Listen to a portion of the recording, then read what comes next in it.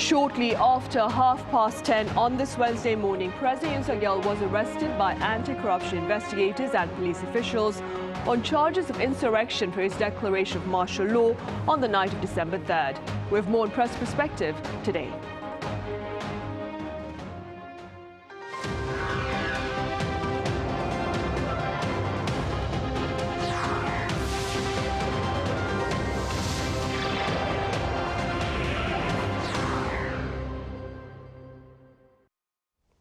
Hello and welcome to Wednesday's edition of Press Perspective. It's January 15th here in Seoul and I'm Sunhee.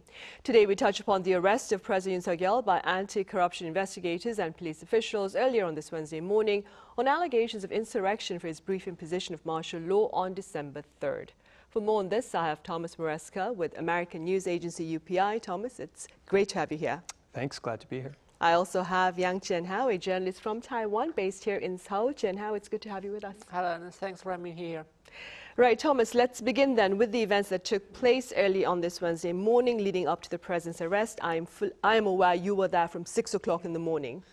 Yes, something like that. There were people there earlier than me, and the police and the anti-corruption officials were there even earlier, I think at 5 or before. And they were out in force, a bigger number than they were the first time they tried to execute this warrant a couple of weeks ago. There were around 3,000 officers this time, and they had just really secured the entire surrounding area with buses and a massive show of force. And the actual arrest went relatively smoothly, I guess. There wasn't the same level of sort of physical encounter, altercation.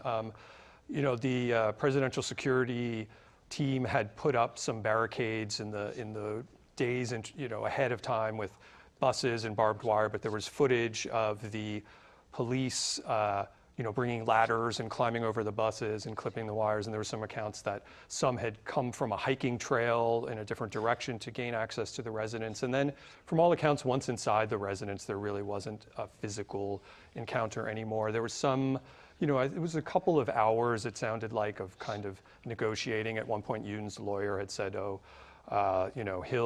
he's willing to leave voluntarily, but not be arrested, kind of. But the anti-corruption authorities said, that's not going to happen. We'll detain him, but it happened without incident. Yoon left in a presidential motorcade, and we saw when he arrived at the corruption investigation office in Gwacheon, he wasn't handcuffed when he kind of came out of the car. So that's basically where it stands. I mean, relatively smoothly. It's the first ever time a sitting president in South Korea has been arrested. So a monumental day in that regard. And then from now we'll see what's next. I guess the CIO has him for 48 hours for questioning, and then if they want to extend the warrant, they can apply for another 20 days if they want to arrest and charge him. So.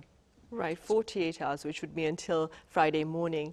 Chien-Hao, like Thomas has mentioned, the actual arrest itself took place relatively peacefully, contrary to concerns about a potential violent confrontation between authorities and his security personnel.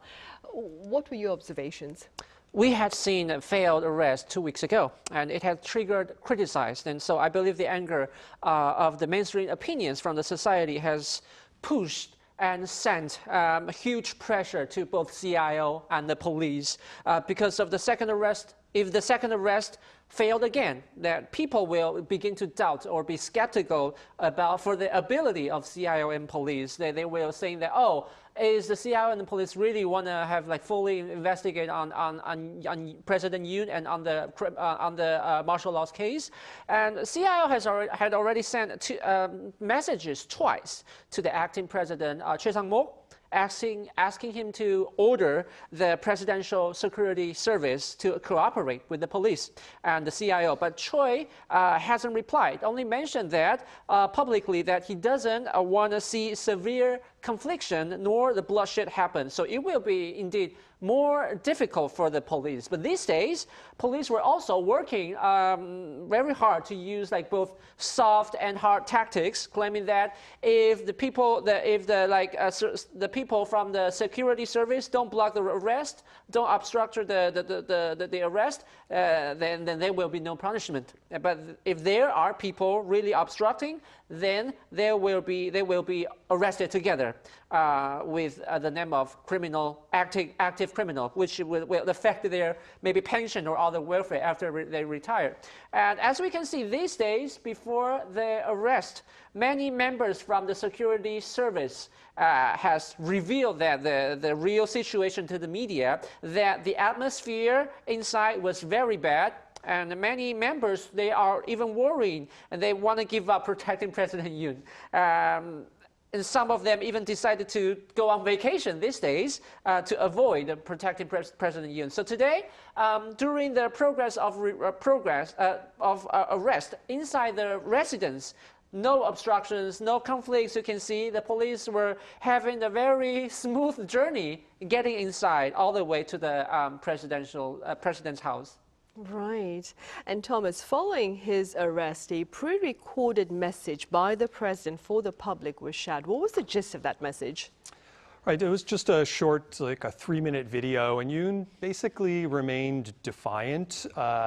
He said that he only complied to avoid bloodshed, but called the warrant and the arrest illegal, invalid.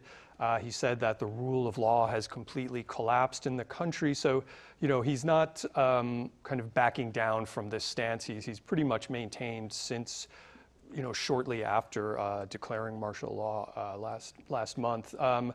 You know, he referred again to some of the arguments that his legal team has been making as to why this is not a valid arrest, saying that the court that you know, issued the warrant doesn't have the jurisdiction, and saying that the CIO doesn't have authority to arrest and interrogate the president. So, you know, referring back to those talking points, basically, he had a bit of a woe is me moment, saying, you know, he hopes no citizen will ever have to endure such injustice, but pretty much sticking to this same approach that he's not really backing down or giving any quarter so far. So that was the gist of his brief statement. Right. And Chien-Hao, what has been the response to the arrest of the president among his advocates and critics, of course? For those liberals or progressive supporters, I believe even some neutral or central-right supporters, I think today's result is just what they want, but has been delayed for such long times. We have been dealing this issue from the beginning of December last year, and after the martial law being declared, then it was impeachment voting in the parliament, in the National Assembly for consecutively 2 weekends, and then there will be the arrest for another 2 weeks. So finally, those supporters of liberal or progressive, those people, they can finally release and relax a bit and wait for the hearings of the Constitutional Court. But for those far-right politicians and supporters, it's definitely a disaster, or it's a terrible result. They are claiming that from the beginning, the investigation and the arrest are both illegal. And the very interesting part, I want to say that you can see many of them, they are claiming that there were election fraud or cheating during the general elections in 2020 and 2024. For example, I've interviewed the former acting president Hwang Kyo-an last Wednesday. He said that he's insisting that the election fraud do exist, and there are problems on voting papers, on ballot boxes, stamps, and the internet server in the election commission, and all of them have the trace of being cheating or being cheated or being manipulated. That's what they're claiming. Though the election commission has done the poll recount and the courts have announced that there were no fraud and cheating, but till now, still many of them, they are refusing to believe that. And Mr. Hwang even told me that there are more and more people coming out and join the rally of the protest of the pro-President Yoon's rally.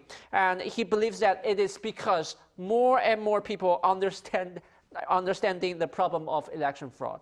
Right, and staying with this, Thomas, there are some observers who claim that the initial attempts to arrest the president had actually served to galvanize supporters of the ruling People Power Party into action. Is this an observation shared by the foreign media, do you think? Yeah, I think Yoon's supporters. It has galvanized them. I mean, it has galvanized some of his People Power Party members. A few dozen actually came to the residence today and attempted to create a sort of a human chain or a blockade. But I think it's really galvanized what support he does have. And I mean, I think there's a couple of reasons for that. Partly, the arrest itself and sort of Yoon's defiance has stirred up a response from supporters who feel that this is a political witch hunt or it's overreach, and the ones who really, really dislike the opposition Democratic Party, and I think especially its leader, Lee Jae-myung. So we're sort of seeing that side of it come out. But I also think that Yoon's stance of defiance has kind of given a narrative structure to why he declared martial law in the first place. And a lot of that is, to follow up to what Chien-Hao said, the election fraud has become a central component of why people are, explaining to foreign reporters on the site, to try, to the rest of the world on the internet. I mean, almost everybody you talk to now that's rallying in support of Yoon says election fraud as the first thing. And this has been around for a while. I've heard it in the past, but now it's really become kind of crystallized and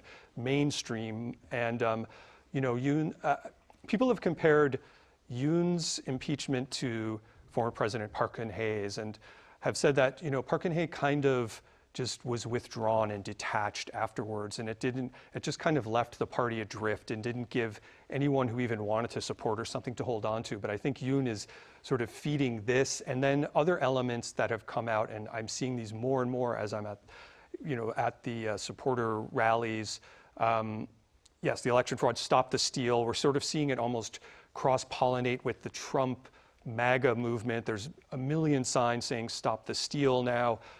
I've seen Make Korea Great Again hats, and people I've talked to really are trying to tie Trump and Yoon sort of together. Someone I was speaking to today was almost saying if we can wait until Trump takes office, or maybe they want to, the opponents want to get Yoon arrested before Trump takes office because I don't know what exactly Trump will do, but somehow she's saying Trump and Yoon are aligned. And another element that's really risen to the fore. I mean, there's been North Korea kind of conspiracies that they're behind hacking and things like that. But China is really sort of emerging as another specter over all of this. And I mean, Yoon did mention Chinese spying and some kind of almost like corporate malfeasance in his remarks before the impeachment vote.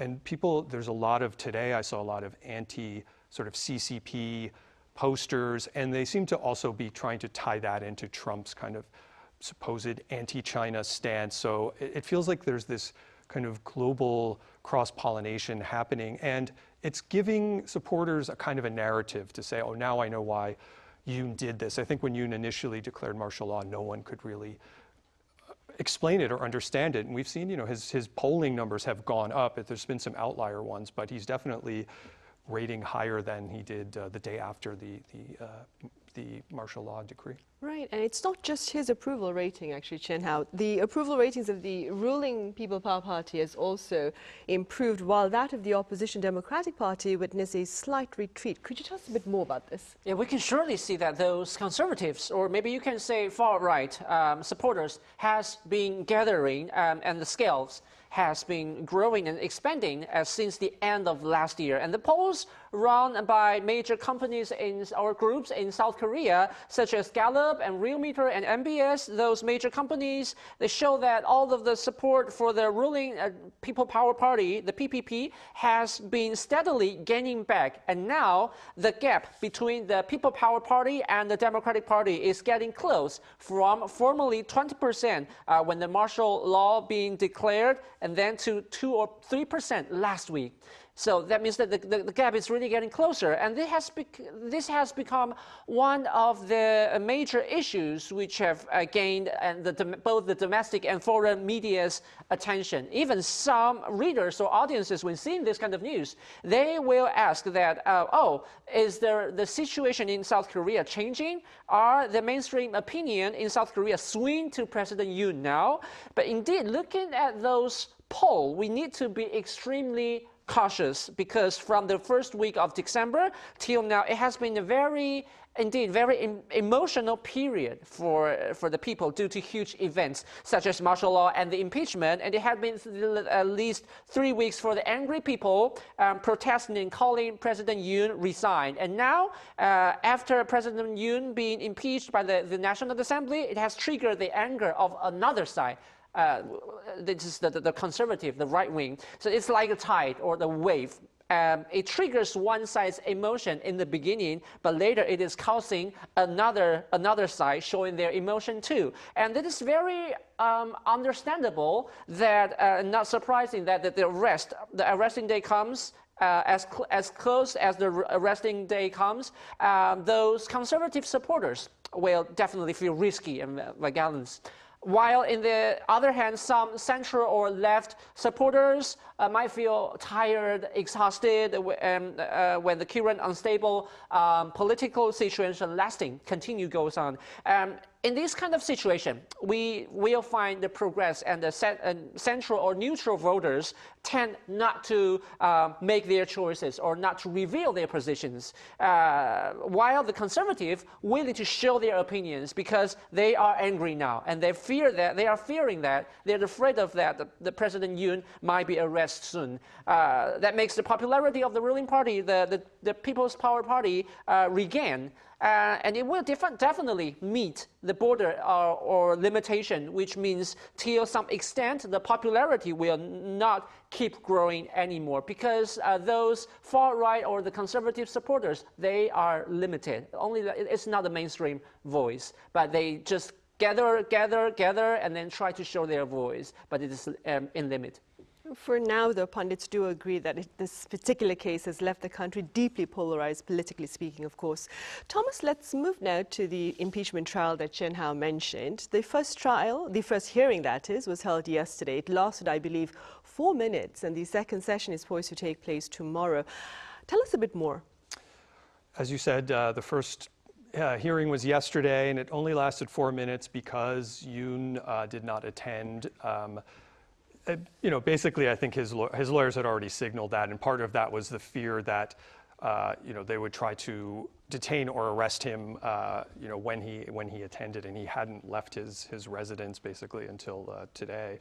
There was a motion by the defense to remove one of the justices, sort of trying to tie her to a progressive law society that she had been a member of, and saying that she would not be able to be, neutral or unbiased, but that did not pass. And then starting tomorrow, the trial will go forward with or without Yoon. That's according to the law. So this is going to be basically the next arena for this saga. And this is different than the arrest from today. I mean, those are these potential criminal charges of insurrection and abuse of power, and this is going to be to determine whether to uphold or reject the impeachment motion that was passed by the National Assembly. There's usually 9 justices on the Constitutional Court. There are currently 8. They need 6 to impeach him or remove him, and if so, then there's a 60-day period before the election has to be held. So that's I think the general consensus, I would say, the conventional wisdom seems to be that they will uphold the impeachment hearing, and there's some sense that, the signal it would give if he were to be, returned to power would sort of say, declaring martial law is a strategy that, anyone can use now. So I think there's some concern about that. I mean, there's no, it's all sort of speculation at this point as well. I mean, Yoon's legal stance is basically saying it was an insurrection. It was an act of governance and using the notion of a fraudulent election and saying, there's an executive act and it's not really subject to review. So that's where it's playing out. I mean, I think we'll see some of the protests, move in that direction. But that's, it should proceed at a fairly normal and perhaps fast pace from this point forward. Right. And very briefly speaking, Chien-Hao, for the sake of our viewers who may not be very familiar, could you very quickly walk us through the prosecution's allegation against the president as well as the defense team's argument? Okay, so the first one is that the allegations around the declaration of martial law. So President Yoon is being suspected of involving in insurrection, and there has already been 10 people from the police and the military been arrested and been detained, receiving investigations now. We've mentioned that many of them has accused that President Yoon of ordering them to arrest those MPs, the party leaders, and that is now the CIO want to directly try to invest President Yoon. But the defense group is insisting that President Yoon has no intention. He even followed the National Assembly's declaration to lift the martial law. And another part is about the CIO itself. Both President Yoon's defense group is claiming that since CIO doesn't have the power to prosecute the president, the request of the arrest warrant from the court is totally illegal. And this indeed caused some controversy we say gray zone toward the CIO, because it just established for 4 years. But since CIO's power of prosecuting is not being regulated clearly, that does cause some arguments and trouble. But since the court has already approved the arrest warrant, so based on that, in the bench and bar, many lawyers and many experts are saying that that means the court and the legal system has already recognized legitimacy or the legality of CIO for investigating and prosecuting the president. Right. Well, it looks like we're looking ahead at some tough battles ahead at the Constitutional Court. For now, Chien-Hao, thank you so much for your time and your thoughts. Thank you. And Thomas, thank you very much for your insights. Thank you. Right. Well, on that note, we say goodbye for today. Thank you for watching.